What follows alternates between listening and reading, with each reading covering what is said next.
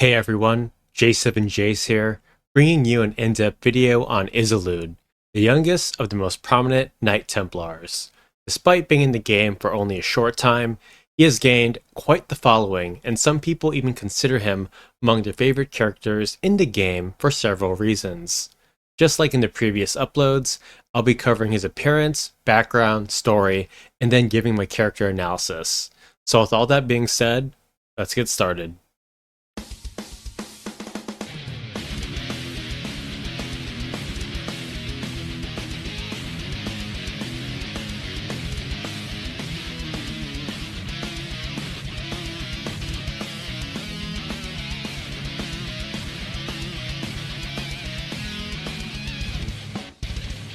Just like quite a few other characters, there is no official art of Isilud, and only early concept art of him.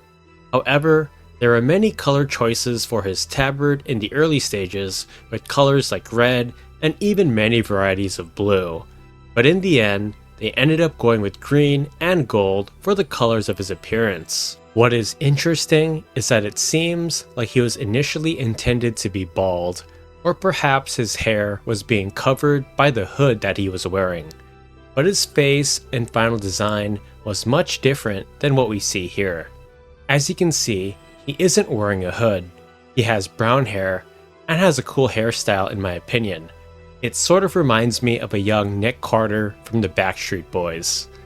Because we didn't get any official art of him, I once again called upon the magical powers of my artist, Ojanel, to do a drawing of Isilud, which I think turned out quite well to represent what he was supposed to look like. I think it looks great personally, but let me know what you think here. Moving onto his background though, the 16-year-old was born on May 28th, making him a Gemini. His father is Fulmarv, who is the leader of the Shrine Knights, and he also has an older sister named Melidel, who is 2 years older. Just like his family, he was in possession of a zodiac stone, particularly Pisces, making him quite a prominent member despite his young age, and he is even seen leading a group of knights in the game. However, Isilud isn't aware of what the Auracite is truly capable of, or the demons that are actually possessing many high-ranking members, like his father, Lofri, Clishan, and later Graf. Fast forward to when we first see him in Chapter 3 of Final Fantasy Tactics, he, along with Graf, are tasked in seizing the Virgo Stone from the vaults at Orban Monastery. They lead a force, killing several priests, aka white mages, and they also critically injure Elder Simon, who is head of this monastery. Isilud, Graf, and the rest of the Templar soldiers more than likely use deadly force here, as they wouldn't hand over or tell them where the Virgo Stone was being hidden. Simon holds on for dear life somehow, and has enough strength to speak to both Ramza and Alma when they arrive. It is revealed that the Virgo Stone was given as proof of Ovelia's royal lineage. Take that, Fulmarv and Delita, you bunch of liars! And that the High Confessor, along with the Knights Templar, were the ones who orchestrated the plot of the War of the Lions to weaken both Larg and Goltana, so the people would put their trust into the church even more so, and that they would use the power of the Zodiac Stones, aka the Zodiac Braves, which I'll put in quotes here. Ramza decides to go after Isilud and his forces, and he hands over the Scorpio and Taurus Auracites to Alma, and has her look after Simon. As Ramza and friends advance through the monastery, Isilud tells some of his soldiers to guard this passage, while he looks for Virgo. As Ramza fights and defeats Isilud's forces, Isilud does express great excitement at finding Virgo. Ramza then quickly rushes into the next level to engage Isilud. Wait a second, not those kind of engagements. When Isilud notices Ramza, he calls him a half-breed and wants his Zodiac Stones. Ramza responds in a very friendly yet awesome way, and then the two begin fighting. As the battle rages on, Isilud asks Ramza why he is doing such things, and why he doesn't follow what his older brothers do. Ramza replies that a true Beow fights for the truth and justice, just like his father did defending his nation in the war versus Ordalia, as opposed to how Dystark and Zalbag fight to serve the crown and want more power.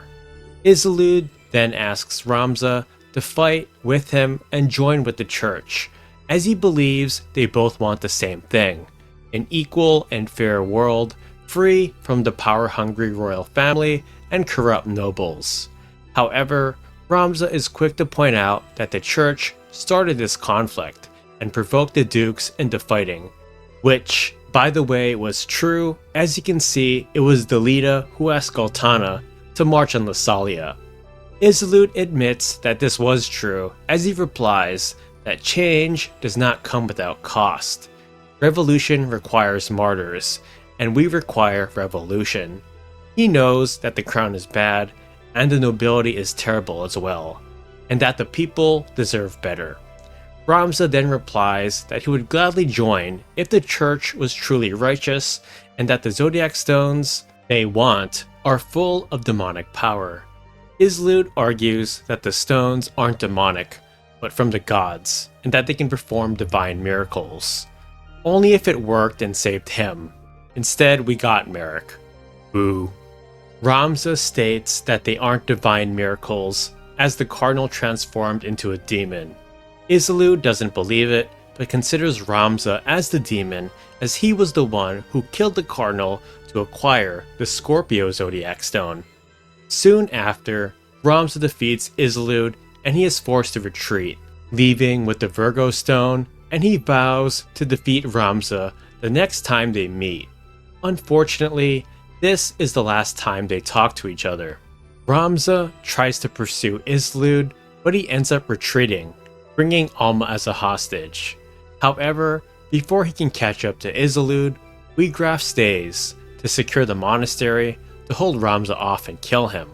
Sadly, things don't go as planned, as Ramza critically injures Wiegraf and he is forced to retreat. Outside of Orban Monastery, both Wiegraf and Isilud barely get ahead of Ramza, who is still chasing them. Isilud is concerned for Wiegraf here, as he is more than likely going to die, but Wiegraf insists he go. Isilud apologizes and rides off with Alma on his chocobo. Moving forward, the story really doesn't state how long or when it happens exactly, but Isilud is captured by Merrick sometime before Fulmarv and Wiegraf go to Riovane's castle.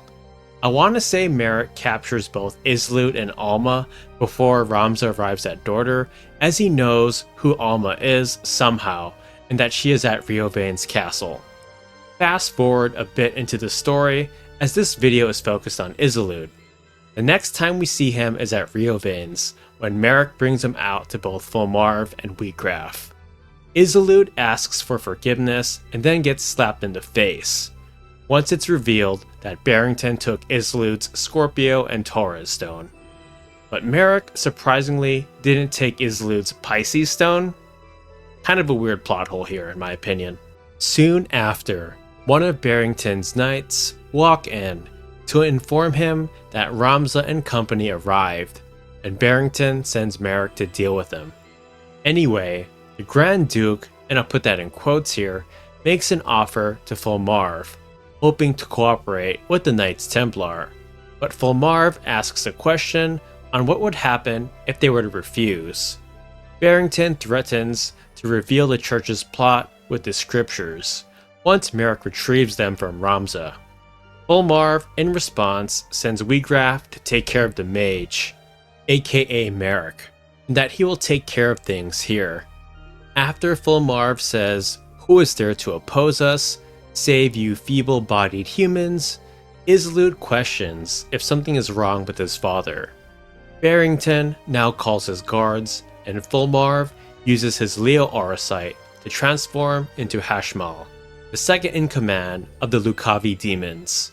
With his supernatural power, he easily gets rid of the guards and even more of Barrington's men inside the castle, in brutal fashion, as you can clearly see from the bodies of the fallen Riovane knights, and from reading the rumor, The Horror of Riovanes, which can be read at the taverns in Chapter 4. From what I know, it isn't really explained on what Isilud was doing during this massacre. I'm not sure if Hashmal was just indiscriminately attacking everyone in the castle and Isilud was just in the way, or if Isilud tried to stop or calm him and he was attacked, or if Isilud tried fighting him and he was fatally wounded as a result. Regardless, Isilud does suffer permanent injuries. Based on what we see, it looks like his head was severely damaged along with the rest of his body, as he is bleeding all over and can't seem to get up at all. While Hashmal ravages through the inside of Riovane's castle, Alma is able to escape from her room. While she tries to find Ramza and a way out, she ends up finding Isilud and tries to help him. Despite his critical condition, Isilud still wants to fight, and he asks Alma for his sword, which he somehow still has. I mean, wasn't he locked up and just released? Why would Barrington and Merrick want him armed? Unless he somehow grabbed the sword from the other Riovane's knights. Getting back to the topic though, Alma tells him to hold on. But Isilud, using the last of his energy, talks about what he has seen and witnessed, about the power of the Lucavi, and he admits Ramza was right all along in its destructive demonic power, and that the two knightly orders should stop their fighting and unite to fight against the church. Isilud asks for his sword yet again, but can't move his arm. Maybe because it's broken, he has no energy left, or maybe his arm was torn off by Hashmal, as I can't seem to even see his entire right arm in this scene. Before dying, Isilud thinks that Ramza killed his father, as Alma states she saw the corpse of a monster in the quarters. Using the last of his strength to speak, Isilud tells Alma to grab his Pisces aura sight and to give it to Ramza. While Alma doesn't directly hand the stone to Ramza before she gets abducted, she does drop the Pisces stone, which Ramza later picks up near Isilud's body. Rest in peace, Isilud. You were a real one. His name is mentioned a few more times in the story. One more time at Riovane's. Another one. Then specifically at Bervenia, Lemberry Castle versus Zolera, and he is mentioned one last time by both Ramza and Melidel when they confront Fulmarv at Malone. With Isilud's story now out of the way, it's time for my in-depth character analysis of him. Now I probably got some hate for the thumbnail, but I was just clickbaiting here. I don't think he is worthless, and he is in fact one of my favorite characters in the game. Like, come on, I spent over $70 to get this artwork done of him for all of you guys. Who does that while living in like the most expensive place in the world? Time to end my rant here.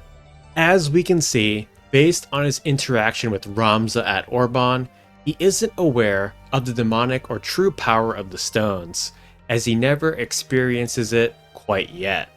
And he truly believes what he is doing is best for the Evilesian people, as they fight to end both the nobility and royalty, as life in current Evilese just sucks.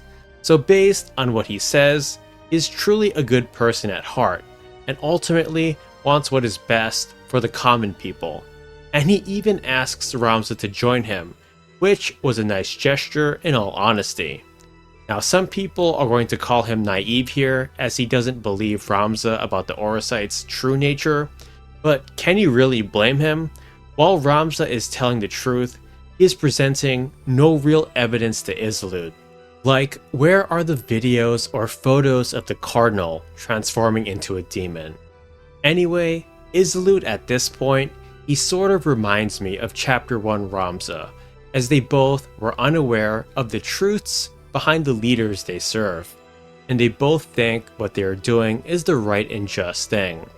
Although, the only real difference is that Ramza is clearly the better warrior, which I gotta give him the nickname the Demon Slayer, as he is undefeated versus the Lucavi. Getting back to the topic of Isilud though, he is smart, as he much rather retreat than die after being bested by Ramza, which isn't weakness. To me, it's a wise move and strategy. And he also takes Alma hostage, as he does want revenge on Ramza, but can you blame him? He straight up lost. The guy is only 16, so it's kind of like a high school rivalry. Another thing that I love about Isilud is that he seems to be really caring, and doesn't want to retreat without Wheatgraph outside of Orban. He is reluctant and only goes when Wheatgraph asks him to, and he even apologizes to him. Like, I gotta give this boy a high five for wanting to care about his fellow brother-in-arms. There's just too many selfish mofos who only care about themselves nowadays. Now, in the past, I've given Isilud some heat for being captured by Merrick. Mostly jokes, though. Like, honestly, who knows how it happened? I'm not even sure if Matsuno remembers. Like, it could have been a trap. Maybe Merrick was just more skilled. And to clarify one more thing, I may dump on Merrick, gameplay-wise, and also his feat, but in terms of lore and canon, the guy is a beast. He is an officer of the Kamja, which is an elite assassin group. But more importantly, back to Isilud's character. At Riovane's castle, after Hashmal ravages through nearly everything and everyone, I love how much of a warrior Isilud is here, still wanting to fight and use his sword. The guy embodies the true warrior and Spartan spirit. Reminds me of that quote, "Come back with your shield or on it."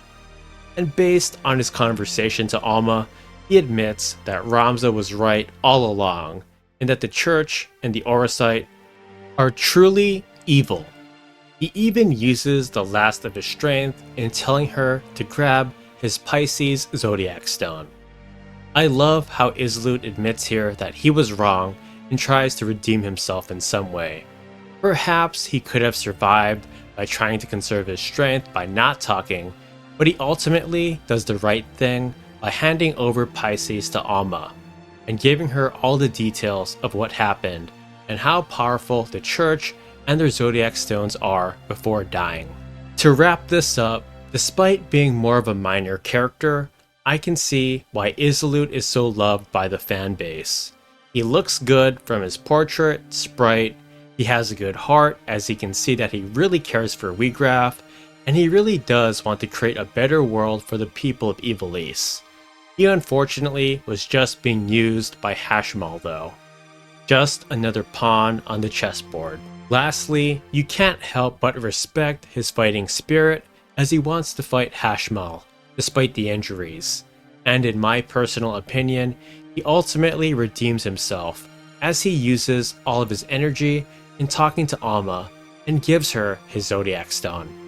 If you made it this far into the video, thank you so much for watching. Let me know what you think of Isilud, hate him, love him, just go easy on my thumbnail. I really like the guy, I was just clickbaiting for more views.